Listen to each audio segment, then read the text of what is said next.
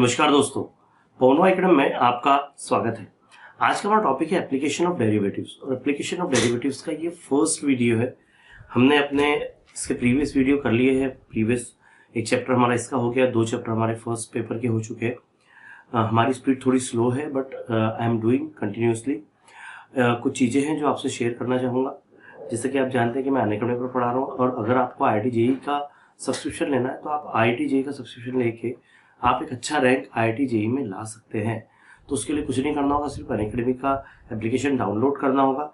और अभी आप 12th में हैं तो आप चाहे तो अभी जो स्कॉलरशिप एग्जाम है उसमें भी आप भाग ले सकते हैं, क्योंकि वहाँ से अगर आपको स्कॉलरशिप मिलती है तो वो आपको फ्री में मिल जाएगा, है ना। जो स्कॉलरशिप की प्राइस आएगी आप उससे अपना सब्सक्रिप्शन ले पाएंगे। ठीक है, चलिए मैं ज़्यादा बात नहीं करता, आज के टॉपिक को शुरू करता हूँ। एप्लीकेशन ऑफ डेरिवेटिव, ये जो टॉपिक है ये पूरा का पूरा बेस्ड है हमारे प्रीवियस टॉपिक डिफरेंशिएशन पर, डेरिवेटिव्स पर। अब आपको वो सब सीख चुके हैं।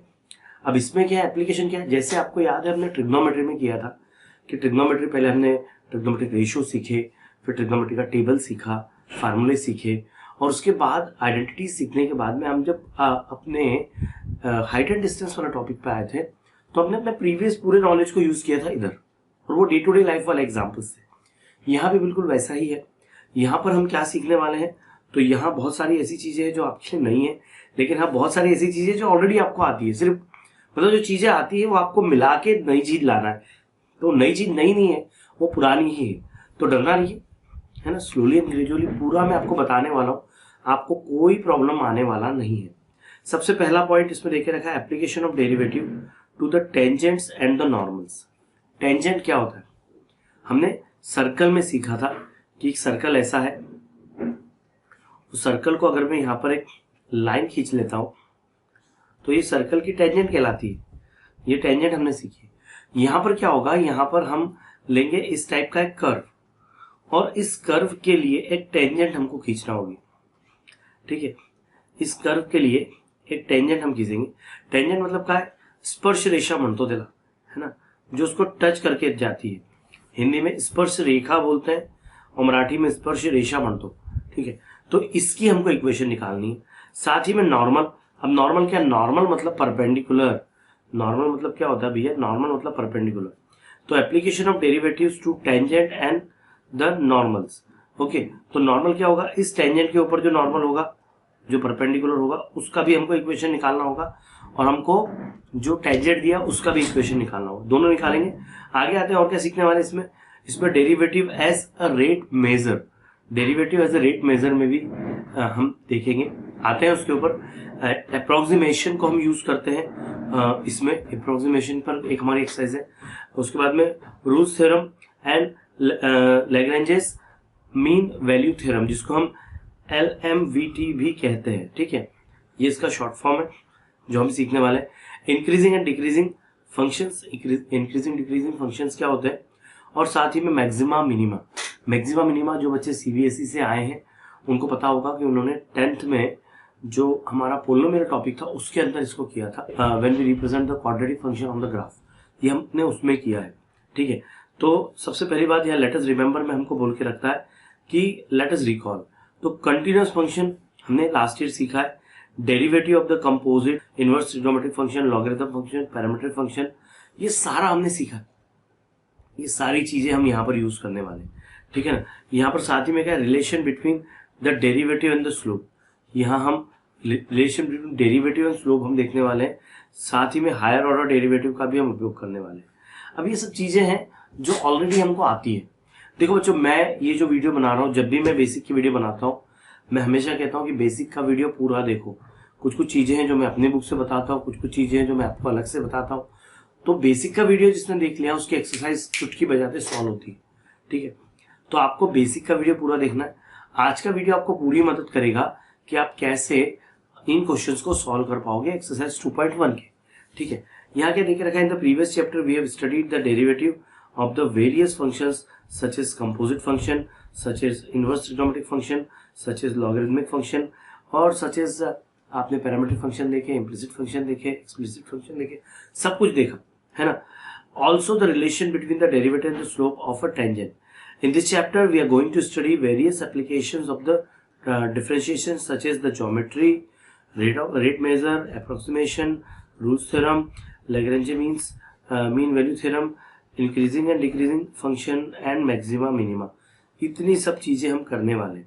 अब मेन पॉइंट पे आते हैं कि application of derivative in the geometry. Geometry में हमने स्टार्टिंग की बात करें, हमने पॉइंट सीखा, लाइन सीखा, लाइन सेगमेंट सीखा, पहले लाइन सीखी, फिर परपेंडिकुलर लाइन देखी, इंटरसेक्टिंग लाइन देखी। अब वही चीज इसमें आ रही है कि in this chapter, in the previous chapter we have studied the relation between the derivative and the slope of a line और slope of a tangent in the curve as given point on it. जैसे एक काम करते हैं, यहाँ पर एक curve लेते हैं, ठीक है, इसके ऊपर एक पॉइंट लेते हैं, ठीक है, इस पॉइंट के ऊपर हमने एक टेंजेंट खींच ली, ठीक है, हमने एक टेंजेंट खींच ली। ये क्या बोलता है, इस टेंजेंट का अगर हमको इक्वेशन निकालना है, इस टेंजेंट का अगर इक्वेशन निकालना है तो क्या करेंगे। उसके लिए सपोज कीजिए कि यहां पर एक पॉइंट है, that is x1 y1, okay, यहाँ एक पॉइंट है। अब ये जो पॉइंट है, हमको ये जो जा रही है, इसको हम क्या कहेंगे, इसको हम टेंजेंट कहेंगे। ये क्या है, ये टेंजेंट है। और जो इसके ऊपर परपेंडिकुलर आएगा, जो इसके ऊपर परपेंडिकुलर बनेगा, उसको हम कहेंगे नॉर्मल, ठीक है, नॉर्मल मतलब परपेंडिकुलर। अब हमको इन दोनों की अगर इक्वेशन निकालनी, तो भैया टेंजेंट की इक्वेशन निकालनी है। टेंजेंट क्या है, टेंजेंट तो एक लाइन है, तो लाइन की इक्वेशन हमने देखी थी कि y minus y1 is equal to m x minus x1। बस हमको इसी फार्मूले का यूज करना है।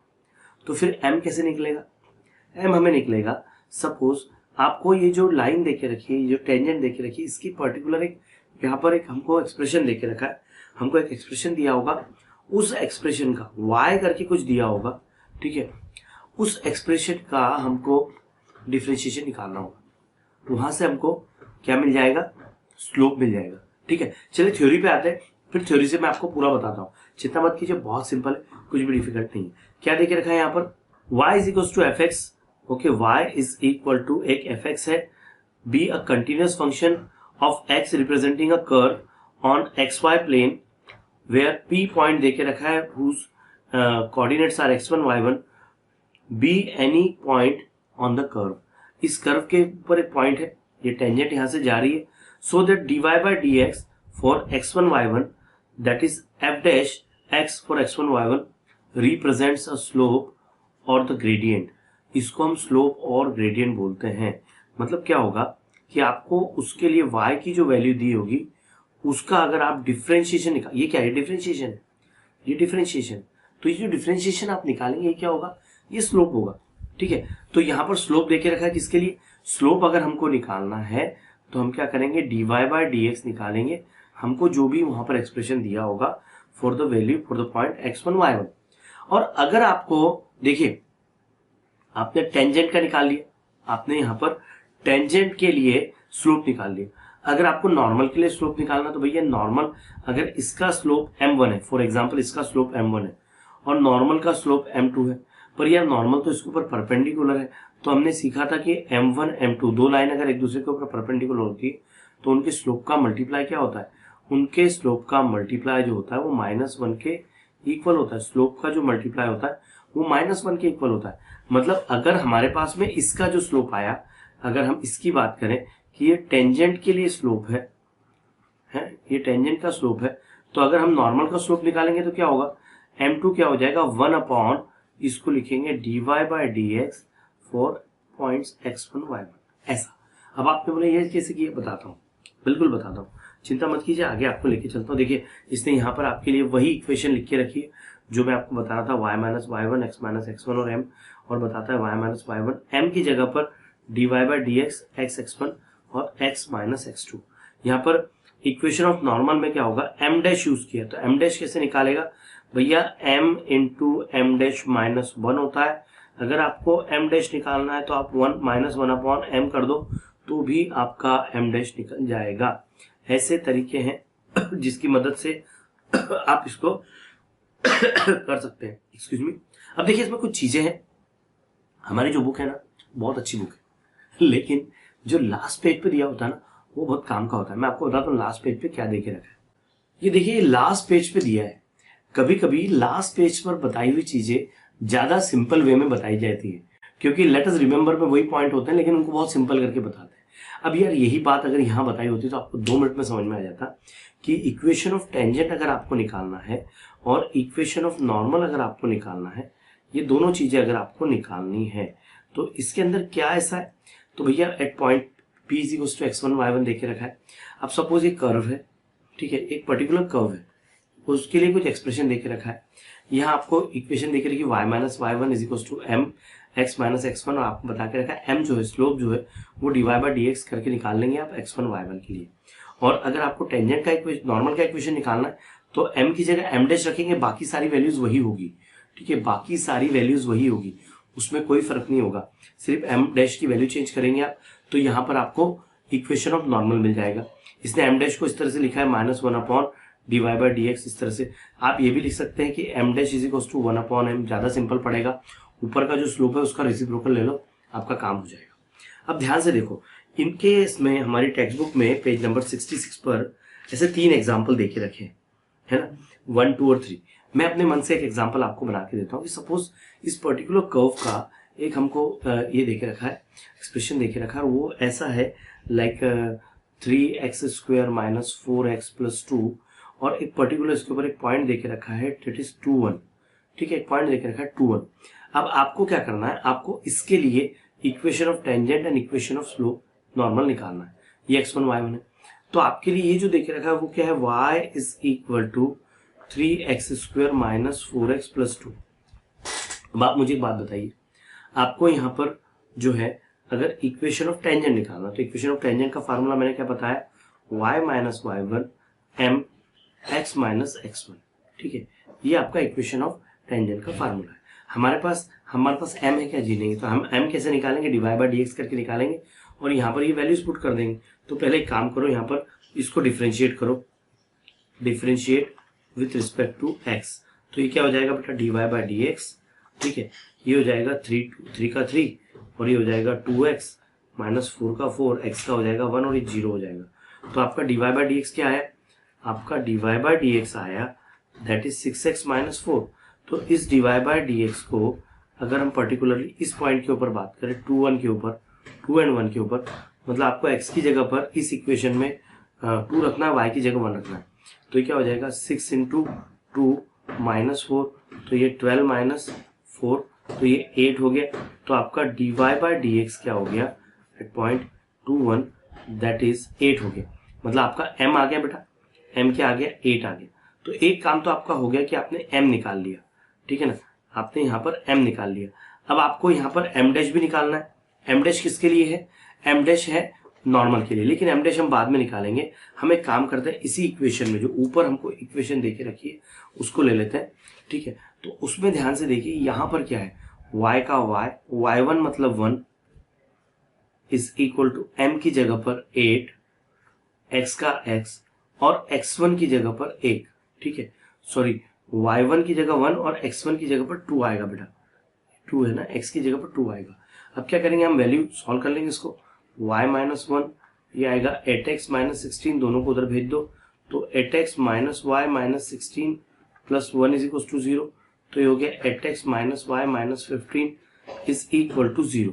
ये क्या हो गया, ये आपका हो गया इक्वेशन ऑफ टेंजेंट। ये क्या हो गया, this is the required equation of the tangent. आपको ऐसे लिखना है इसमें, ठीक है, यहाँ क्या लिखना है, the required equation of tangent, the required equation of tangent. अब बात क्या आती है, अगर आपको इसके बाद में इक्वेशन ऑफ नॉर्मल निकालना है, क्या निकालना है, इक्वेशन ऑफ नॉर्मल निकालना है, तो आप क्या करेंगे, जो फार्मूला है ना ये वाला, ये फार्मूला ऐसा का ऐसे ही आपको लेना पड़ेगा, इक्वेशन ऐसी की ऐसी लेना पड़ेगी नॉर्मल के लिए, लेकिन आपको m की जगह पर m डैश यूज करना पड़ेगा। और m डैश आप कैसे निकालेंगे, 1 अपॉन m से निकालेंगे, जो पहले स्लोप निकाला उसका रेसिप्रोकल, तो ये 1 अपॉन 8 हो जाएगा, लेकिन माइनस 1 अपॉन 8 होगा, ठीक है, 1 अपॉन 8 मतलब माइनस 1 अपॉन 8 होता है, ध्यान रखो, क्योंकि m1 और m2 का मल्टीप्लाई -1 होता है, इस बात का ध्यान रखना, ठीक है ना। तो इसके लिए माइनस होगा 1 अपॉन 8। अब क्या करेंगे आप, यहाँ y का y, y1 की जगह 1 माइनस 1 अपॉन 8, x का x और x2 की जगह 2, क्योंकि पॉइंट्स क्या है, पॉइंट्स 2 एंड 1 है, तो x1 y1 आपको वैल्यूज पुट कर देना, ये हो जाएगा 8y minus 8 is equal to minus x plus 2। ठीक है, ये 8 को मैंने इधर दे दिया, दोनों को इधर ले आओ या इसको इधर ले आओ, तो ये हो जाएगा x अगर इधर आता है तो x plus 8y minus 8 minus 2 is equal to 0, तो x plus 8y minus 10 is equal to 0। तो ये हो जाएगी required equation of the normal. ठीक है, ये नॉर्मल के लिए हमको यहाँ पर इक्वेशन ऐसे निकालते आएगी। तो यार कॉन्सेप्ट समझ लो। अब आपको एक बात और समझ लो, ये जो क्वेश्चन दिया है मैंने, ये क्वेश्चन में मैंने ऐसे दिया है, कुछ क्वेश्चंस ऐसे भी आएंगे जहां पर ये जो हमारा एक्सप्रेशन देके रखा है, ये जो कर्व देके रखा है उसके लिए जो एक्सप्रेशन देके रखा है, ये कुछ भी हो सकता है। ये आपको एक्सप्लिसिट फंक्शन भी हो सकता है, इम्प्लिसिट भी हो सकता है, ट्रिग्नोमेट्रिक फंक्शन भी हो सकता है, या पैरामीट्रिक फंक्शन के फॉर्म में भी हो सकता है, कुछ भी हो सकता है। तो उससे आपको निकालना पड़ेगा dy/dx। ठीक है, जैसे आप अगर एग्जाम्पल बुक में उठा के देखें, मैं आपको बुक के ऊपर लेके चलता हूँ। जैसे बुक में देखें तो ये क्वेश्चन है पहला वाला, है ना, ये क्वेश्चन है जो कि आप ऑलरेडी आपने देखा होगा शायद इसको। ठीक है ना, ये क्वेश्चन है जो कि सिंपल आपको जैसे मैंने करवाया वैसा है। फिर अगले वाले में देखिए एक्स वाई दोनों साथ में है। फिर अगले वाले में देखिए यहाँ पर ट्रिग्नोमेट्रिक फंक्शन देखे रखा है, तो हमको यहाँ पर इसको पैरामीट्रिक फॉर्म में, तो हमको डिफरेंशिएट करना पड़ेगा इसको विथ रिस्पेक्ट टू थीटा, इसको भी विथ रिस्पेक्ट टू थीटा, और फिर हम वैल्यू निकालेंगे।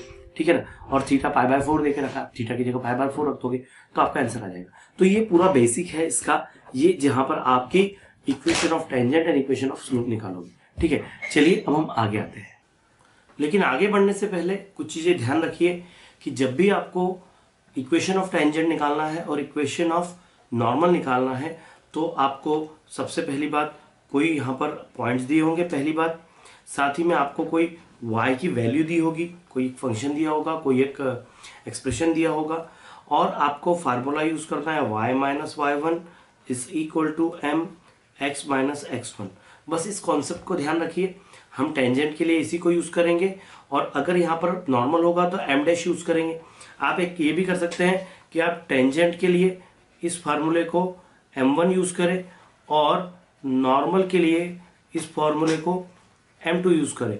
तो आपके ऊपर है आप क्या यहाँ पर करना चाहते हैं। ठीक है, अब इसके बाद में अगर हम अपनी टेक्स्ट बुक पे आते हैं, तो आपको देखिए टेक्स्ट बुक में मैंने पहले भी बताया कि ये कुछ एग्जांपल्स आपको दे के रखे थे, जो कि आपको find the equation of the tangent and the normal to the curve at the point given on it. तो यहाँ पर देखिए आपको ये टाइप का क्वेश्चन दिया है, हमने इसी टाइप का क्वेश्चन अभी किया है ना, ये क्वेश्चन है। उसके बाद में यहाँ पर एक आपको इस तरह का इम्प्लिसिट फंक्शन देके रखा है, यहाँ पर आपको पैरामीट्रिक फंक्शन देके रखा है, थीटा के रिस्पेक्ट आपको इसको डिफरेंशिएट करना पड़ेगा और फिर आप इसकी वैल्यू निकालोगे। चलिए इसमें और आगे क्या देके रखा है, आप एक काम करिए, मेरा पर्सनली कहना है कि जो टेक्स्ट बुक में क्वेश्चन दिए होते हैं वो सारे सॉल्व करके देखिए, वो कहीं ना कहीं आपको फायदा देते हैं। ठीक है, उससे आपको एक आइडिया आ जाता है। यहाँ पर देखिए अगला क्वेश्चन देके रखा है, find the point on the curve, ये कर्व देके रखा है, where the tangent are parallel to the line this. Okay, अब पैरेलल लेके रखा है, जब पैरेलल की बात आती है बेटा तो क्या होता है, उस समय दोनों के स्लोप इक्वल होते हैं, है ना, वहां पर स्लोप क्या होंगे, इक्वल होंगे। अगर इसका एक का स्लोप जो है दूसरे का स्लोप भी वही होगा। अब जैसे हम इसकी बात करें y is equal to mx plus c की बात करें, तो यहाँ पर स्लोप क्या हो रहा है, 1 हो रहा है ना।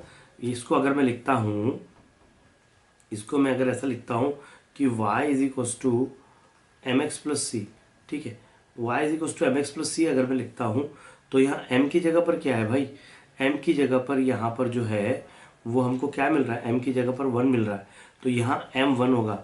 देखो इसीलिए उसने लिखा है स्लोप इज इक्वल टू 1। तो आपको इन चीज़ों का ध्यान रखना है और इन चीज़ों का ही आपको यूज़ करना है। चलिए आगे मैं लेके चलता, आगे देखे रखा derivative as a rate measure. अब यार ये जो चीज़ है ना, derivative as a rate measure, अगर आप इसको देखो तो यहाँ बोलता है कि y is equal to f x एक फंक्शन है, is the given function, okay, as then a change in x from x1 to x2। x में चेंज हुआ x1 से x2 तक is generally denoted by the del x, that is x2 minus x1। जो भी change होता है हम difference निकाल के कर लेते हैं, ठीक है। And the corresponding change in y, देखो अगर x में चेंज हुआ तो ये तो y में क्या होगा, f of x2 minus f of x1। भैया x1 से x2 में चेंज हुआ तो f ऑफ x का जो है f of x1 f of x2 में चेंज होगा। तो जो चेंज होगा पहले इसको पहले लिखते हैं, बाद में इसको लिखते हैं, तो f of x2 minus f of x1। और जब हम इसको साथ में जमाएंगे तो वो होगा एवरेज रेट चेंज। ओके, इस तरह से हम इसको डिफरेंशिएट बताएंगे। चलो मैं आपको एक काम करता हूँ, यही चीज़ आपको मैं यहाँ पर करके बताता हूँ हमारे जो पेज है उसके ऊपर। एक मिनट रुकिए, जैसे यहाँ पर है, मैं इसको पहले कॉपी कर लूँ आपके लिए ताकि मुझे वहाँ पर ही बताते आए, ठीक है ना। बहुत सिंपल सा है बेटा, बस समझ लेना है आपको। अगर ये बेसिक चीज़ आपको समझ में आती है ना तो फिर आपको कोई नहीं रोक सकता, आप तो बिल्कुल बढ़िया धूम मचाते हुए आगे कर लोगे, ठीक है। चलिए बढ़ते हैं आगे इसमें। देखिए ये क्या बोल रहा है, मैं फिर से आपको रिपीट करके बता दूं। ये बताता है y is equals to f x, f of x एक फंक्शन है हमारा, ठीक है। अब क्या हुआ, x में बदलाव हुआ तो वो x1 से x2 हो गया। तो चेंज क्या हुआ इसमें, इस चेंज को हम क्या डेल एक्स से डिनोट करेंगे, x2 माइनस x1। और y के इसमें जो चेंज होगा वो क्या होगा, वो डेल y क्या होगा, वो f of x2 minus f of x1 होगा, ठीक है। तो जब आप डेल वाई, ये जो देखे रखा है आपको, डेल वाई आप डेल एक्स लिखोगे, del y by del x लिखोगे, तो f of x2 minus f of x1 upon x2 minus x1 से उसको डिनोट करोगे। अब यार देखो, अब आपको इसमें भी बहुत ज़्यादा अंदर टेंशन लेने की जरूरत नहीं है, मैं आपको समझाता हूँ। इसको हम एवरेज रेट चेंज बोलते हैं with respect to x। This can be also interpret geometrically as a slope of a second line joining this, okay. यहाँ पर x1 और देखो भाई, जहाँ पर हम xy लिखते हैं ना तो y की जगह y नहीं लिख के f ऑफ y लिख दिया, तो f ऑफ x लिख दिया। x1 into F of x1 और x2 f of x2 on the graph of y is equal to f of x। आगे क्या बोलता है, consider the average rate of change over the smaller and smaller interval by x2 to approach x1 and therefore letting del x to approach 0. The limit of these average rates of the change is called instantaneous rate of change। अब यार आप बोलोगे sir ये तो बहुत theory है, एक काम करो इसको छोड़ो, मैं आपको इस थ्योरी से हटा के इसके ही एग्जाम्पल पर लेके जाता हूँ और एग्जाम्पल पर आपको इतनी इजीली समझ में आएगा। एक बात ध्यान रखना, इनके क्वेश्चंस को करने के लिए कुछ चीज़ें पता होना चाहिए, कुछ फार्मूले पता होना चाहिए। सर्कल से रिलेटेड फार्मूले आपको पता है, लेकिन फिर भी मैं रिपीट कर रहा हूँ। एरिया आपको पता होना चाहिए, पाई आर स्क्वायर होता है। सरकमफ्रेंस आपको पता होना चाहिए, 2 पाई आर होता है। उसके बाद में अगेन आपको और क्या क्या पता होना चाहिए, तो सारी चीज़ें मैं ले रहा हूँ। आपको सिलेंडर से रिलेटेड कौन से फार्मूले पता होना चाहिए। राइट सर्कुलर सिलेंडर भी बोलते हैं, जिसका वॉल्यूम होता है पाई आर स्क्वायर एच, ठीक है। उसका सरफेस एरिया होता है कर्ड सरफेस एरिया, जिसको हम 2 पाई आर एच लिखते हैं। और टोटल सरफेस एरिया होता है दैट इज 2 पाई आर और आर प्लस एच होता है। इसके अंदर और क्या क्या होता है, तो सिलेंडर के बाद में आपको राइट सर्कुलर कोन की भी बात आती है, मैं सिर्फ कोन लिख रहा हूँ, ठीक है ना। यहाँ पर सिलेंडर मैंने बता दिया, मैं आपको कोन बता रहा हूँ। कोन में वॉल्यूम होता है 1/3 pi R square H. Curved surface area होता है that is pi R L, और टोटल सरफेस एरिया होता है that is pi R R plus L. फिर उसके बाद में आपको स्फीयर में आना पड़ेगा। सारे फार्मूले जो आपने लास्ट ईयर किए हैं ना, जो फार्मूले आपने लास्ट ईयर किए हैं, काय में किए हैं, हमारे मेंशुरेशन या सरफेस एरिया एंड वॉल्यूम में किए, वो सारे फार्मूले आपको ध्यान रखना है। वॉल्यूम क्या होता है, वो होता है 4/3 पाई आर क्यूब। यहाँ पर आपका सरफेस एरिया क्या होता है, वो 4 पाई आर स्क्वायर होता है। फिर उसी क्यूब में आएगा, क्यूबॉइड में आएगा। क्यूब की आप बात करते हैं तो क्यूब का वॉल्यूम क्या होता है, वो साइड क्यूब होता है, या उसको आप ए क्यूब लिखते हो। Surface area, total surface area क्या होता है, वो 6a स्क्वायर होता है। कर्ड सरफेस एरिया क्या होता है, वो 4a स्क्वायर होता है। और वैसे अगर हम क्यूबॉइड की बात करें तो क्यूबॉइड में ये बदल जाता है, ये होता है that is length into breadth into height, okay. Total surface area होता है that is 2LB plus BH plus HL। अब बोलोगे सर ये सारे फार्मूले क्यों लिखवाए, बिल्कुल लिखवाए, आपको अभी 1 मिनट में समझाता हूँ। हम पहुँचते हैं अपनी एक्सरसाइज पर। हमारी एक्सरसाइज के पहले, सॉरी ये सॉल्व एग्जाम्पल दिया है, मैं इस एग्जाम्पल को लेता हूँ जो कि आपके बुक में पेज नंबर 68 पे देख रखा है। कुछ चीज़ें हैं जो, कुछ बुक्स है जो मैं बहुत ज़्यादा मुझे अच्छी लगती हैं, उसमें से एक बुक मेरे पास में है यहाँ पर, that is of RB Tripathi, mathematics की बुक है, RB त्रिपाठी फॉर क्लास 12। इतनी बढ़िया बुक है जो CBSE के लिए इन्होंने लिखी है, लेकिन इतने तरीके से इन्होंने हमें rate of change in the quantities बताया है कि मैं बता नहीं सकता आपको, बहुत सिंपल तरीके से बताया, और इसीलिए मैंने सारे फार्मूले आपको बताया, ठीक है। अब यहाँ पर देखो, इस क्वेश्चन को मैं थोड़ा सा आपको एक्सप्लेन कर दूँ कि इसने किया क्या है ना। आपको जब क्वेश्चन आएगा ना तो किया क्या है, रेट ऑफ चेंज। अब रेट ऑफ चेंज क्या में हो सकता है, हर चीज़ में वहाँ पर मैं बता रहा हूँ आपको, है ना। उसके वॉल्यूम में हो सकता है, ओके, किसके रिस्पेक्ट में होगा वो ज़्यादा इंपॉर्टेंट है। तो ये सारी चीज़ें मैं बता देता हूँ आपको, जिससे आपको बिल्कुल भी प्रॉब्लम नहीं आएगी। देखो क्वेश्चन क्या कहता है, क्वेश्चन कहता है कि तो a stone is dropped in the quiet lake and waves in the form of the circle are generated, radius of the circular wave increases at a rate of 5 centimetre per second. देखो ये rate दिया है आपको, ये क्या दिया है आपको, रेट ऑफ, देखो ये क्या दिया है, किस रेट से रेडियस चेंज हो रही, बात ध्यान रखना, ये हमको क्या दे के रखा है, ये रेट चेंज हो रहा है, ये देखो रेडियस, ध्यान रखना, मैं फिर से पढ़ रहा हूँ, increase circular wave increase at the rate of 5 centimetre per second, 5 centimetre per second. तो अगर बात करें 5 सेंटीमीटर क्या होगी, ये रेडियस होगी, तो इसको लिखो dr, और टाइम किसके रिस्पेक्ट में बदल रही है, dt के रिस्पेक्ट में।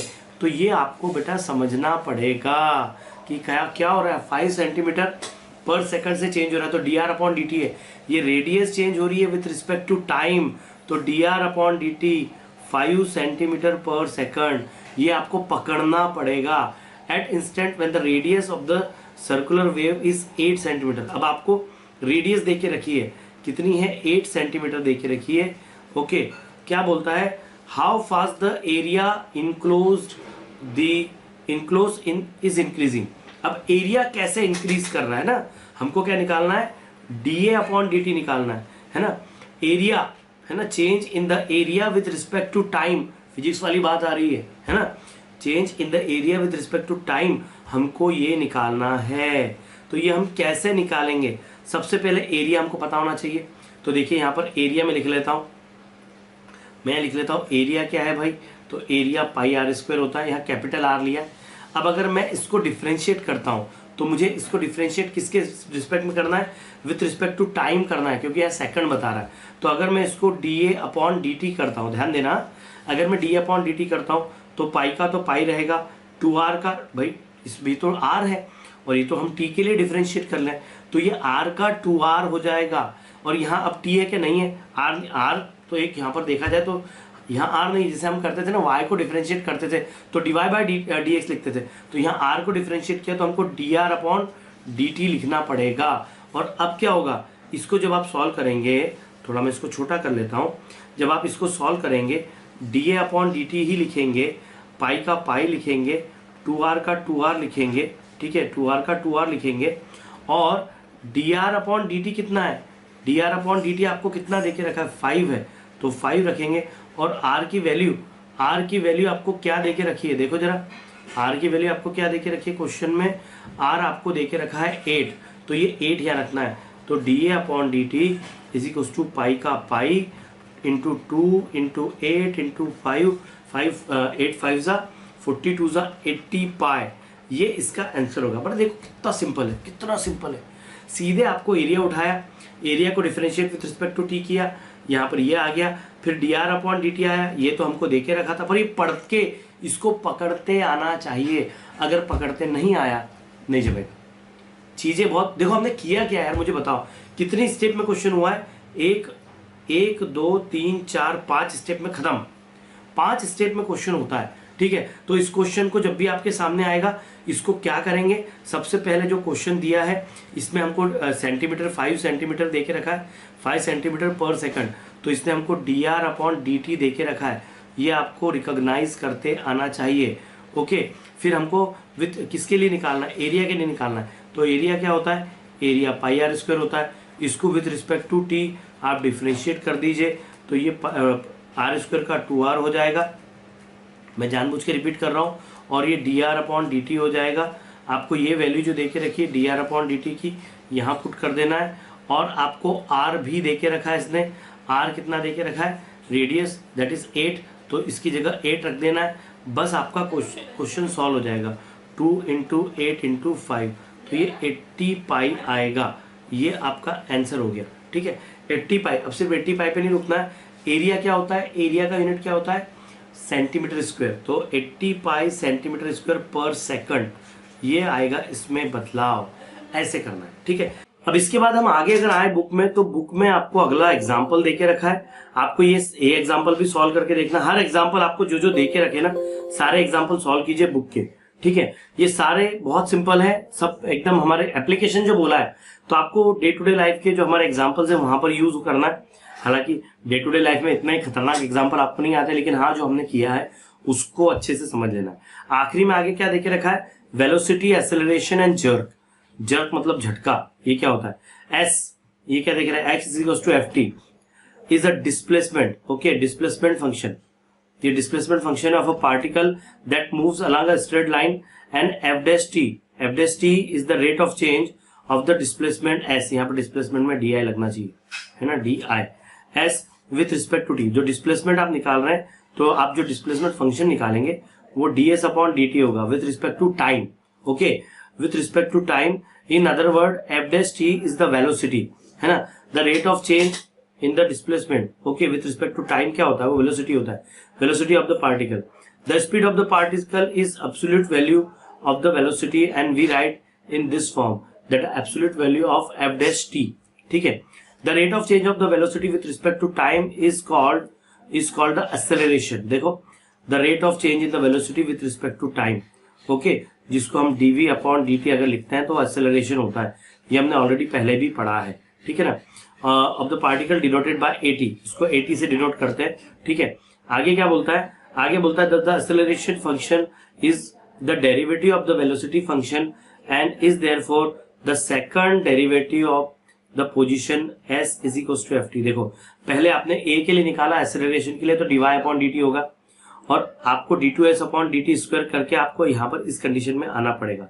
Late us consider the third derivative of the position of s is equal to f of t of the object that moves along the s। यहाँ पर थर्ड ऑर्डर निकाल के रखा है, सेकंड ऑर्डर इसके और फर्स्ट ऑर्डर इसके, ये तीनों की कंडीशन देख रखी है। Is the derivative of the acceleration function is called the jerk, ये जर्क के लिए, ठीक है।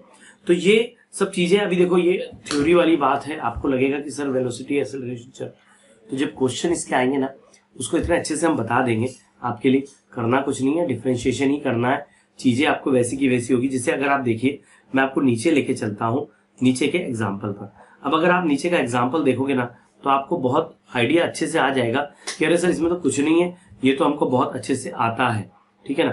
देखिए मैं आपको बताता हूँ क्या करना है आपको। ये क्या बोलता है, अ कार इज मूविंग, ये क्या बोल रहा है, ये बोल रहा है a car is moving in such a way that the distance is covered is given that, ये डिस्टेंस कवर्ड करके रखा है s is equal to 4t plus 3t, ये हमको s दे के रखा है ना। Where s is in metre, भैया s है, डिस्प्लेसमेंट है, मीटर में दे के रखा होगा, ठीक है, डिस्टेंस है, सॉरी, तो यहाँ पर and t is in that second, okay, time जो है वो सेकंड में है। What would be the velocity and the acceleration of the car at the time t is equal to 20। अब मैं जरा नीचे लेके चलता हूँ, देखो जरा नीचे चलते हैं इसमें, इसके सॉल्यूशन के ऊपर। देखो ये क्या बोलता है, पूरा एक एक लाइन समझ लो। Let v be the velocity, भाई v क्या है, वेलोसिटी है, ठीक है, v क्या है, v है वेलोसिटी, ठीक है, v is the velocity and a is the acceleration. तो हमको distance travelled by the car दे के रखा है, that is s is equal to 4t square plus 3t। अब मैं अगर इसको with respect to t differentiate करूं, भाई s is equal to 4t square plus 3t दे के रखा है। मैं ds अपॉन dt करता हूं तो क्या आएगा, 4 टू 8 हो जाएगा, t और 3 का 3 हो जाएगा। देखो ये 8t प्लस 3 आ गया, है ना। इसको फिर से डिफरेंशिएट करोगे, है ना, एंड एक्सेलरेशन, देखो पहली बार डिफरेंशिएट करोगे वेलोसिटी निकलेगा, दूसरी बार डिफरेंशिएट करोगे एक्सेलरेशन निकलेगा, तो सिर्फ 8 बचेगा। और यहाँ पर 8 है, put t is equal to 20। अब ये अगर t इज इक्वल टू 20 आपको इसमें पुट करना पड़ेगा, इसमें, ठीक है। तो ये आपको दे रहा है, वेलोसिटी दे रहा है 163 मीटर पर सेकंड, ठीक है, और t इज इक्वल टू 20 यहाँ पुट करेंगे तो भी एक्सेलरेशन वही होगा, क्योंकि यहाँ पर t दिया ही नहीं है ना। बस ऐसे करना है भाई, कुछ भी नहीं है। इसको क्या करना है, सिंपल सिंपल समझ लो कि जब पहली बार डिफरेंशिएट करोगे, आपको जो डिस्टेंस देके रखा है आपको पहली बार डिफरेंशिएट करना है तो आपको वेलोसिटी मिलेगी। अगर उस कंडीशन में आपको टाइम देके रखा है, यहाँ पुट कर दोगे तो आपको यहाँ पर वेलोसिटी मिल जाएगी। दूसरी बार उसी को डिफरेंशिएट करोगे, सेकंड ऑर्डर निकालोगे तो आपको एक्सेलरेशन मिल जाएगा। एक्सेलरेशन में अगर टी होगा, टी की वैल्यू पुट करोगे तो एक्सेलरेशन आएगा, नहीं टी होगा तो वैसा का वैसा एक्सेलरेशन आ जाएगा। बस इतने सिंपल क्वेश्चन है, डिफरेंशिएट करना है। छोटे छोटे यहाँ पर आपको फंक्शन दिए होंगे, एक बार डिफरेंशिएट करो वेलोसिटी, दूसरी बार डिफरेंशिएट करो एक्सेलरेशन, टी की वैल्यू पुट कर दो वैल्यू, है ना। बहुत सिंपल है। अब मैं यहाँ पर रुक रहा हूँ, आपको अगला जो वीडियो है, अगले वीडियो में हम डायरेक्ट एक्सरसाइज सॉल्व करेंगे। मैंने चीजों को अलग अलग तरीके से आपको बताया है, अलग अलग बुक्स मैंने यूज की है, और ये अगर आप देखते हैं तो आपके मन में सवाल उठेगा सर ये क्या है। तो सिंपल सी चीजें, ये इतनी थ्योरी जो मैंने आपको बताई थी, इतनी थ्योरी पर न जाते हुए एक बात ध्यान रखना कि आपके पास एस है, अगर आप इसको ds अपॉन dt करते हैं विथ रिस्पेक्ट टू टाइम तो वेलोसिटी मिल जाता है, और इसको फिर से इसको सेकंड ऑर्डर जब निकालते हैं इसका, ओके, इसको d2s अपॉन ये निकालते हैं तो आपको एक्सेलरेशन मिल जाता है। तो बस सिंपल सी चीजें हैं इसके अंदर जो आपको करना है। आपको क्या करना है, इसके अंदर पेज नंबर 71 पर जो एग्जांपल देके रखे हैं वो कर लेना है। अगले वीडियो में हम एक्सरसाइज 2.1 शुरू करते हैं। दोस्तों आई होप आपको ये समझ में आया होगा। चीजें थोड़ी घुमा फिरा के हैं लेकिन चीजें बहुत सिंपल है, आपको सिंपली सब समझ में आएगा। ओके दोस्तों, thank you very much for watching. देखते रहिए पवन अकेडमी। इस वीडियो को लाइक कीजिए, अपने दोस्तों शेयर कीजिए। कल आपको अगला वीडियो मिलेगा, कोशिश करूंगा लाइव आने की, पॉसिबल हो तो लाइव आऊंगा, अदरवाइज आपको एडिटेड वीडियो हर दिन मिलेगा ही मिलेगा। ओके दोस्तों, धन्यवाद।